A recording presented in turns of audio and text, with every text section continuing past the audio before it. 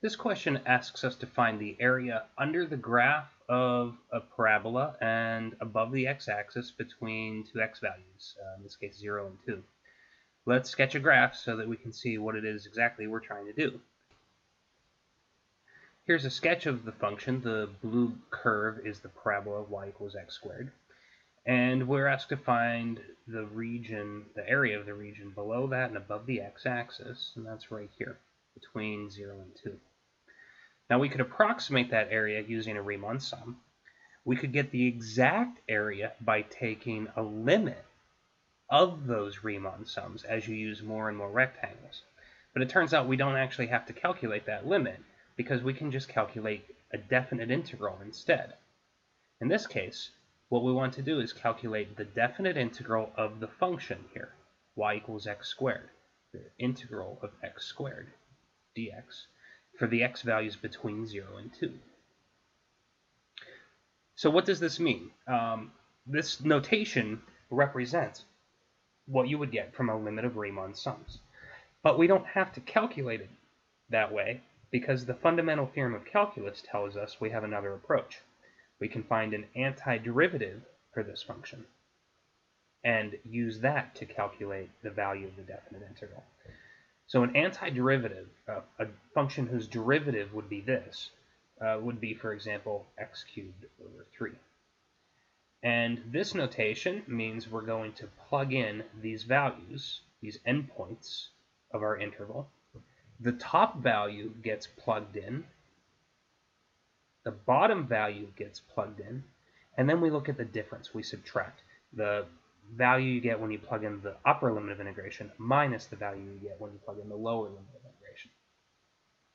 So that comes out to 8/3 minus 0/3, or 8/3. That's the exact area under this curve.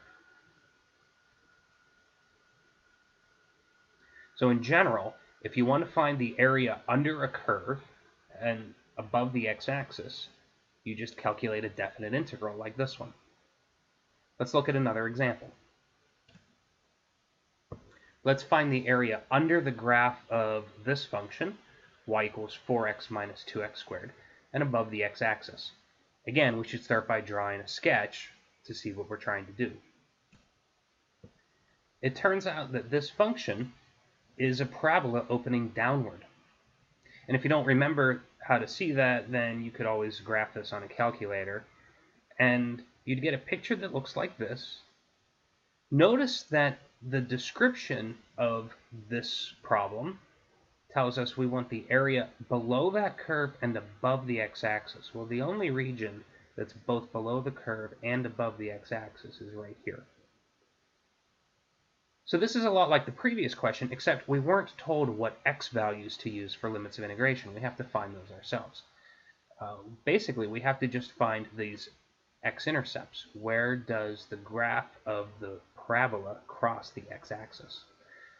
So if we want to find the x-intercepts, we plug in a 0 for y and solve for x. So we want to solve the equation 0 equals 4x minus 2x squared.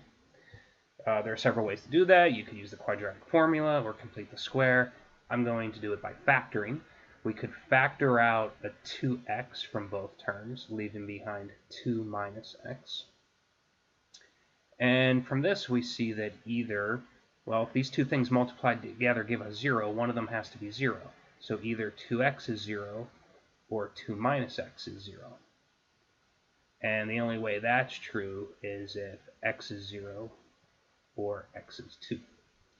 So it turns out those are the x values for our intercepts. It's just a coincidence that they're the same as in the previous example. Now that we have those intercepts, those are the minimum and maximum x values we need, and those become the limits of integration when we write down our definite integral. So we're going to integrate this function, y equals 4x minus 2x squared, from x equals 0 to x equals 2. We need to calculate this definite integral.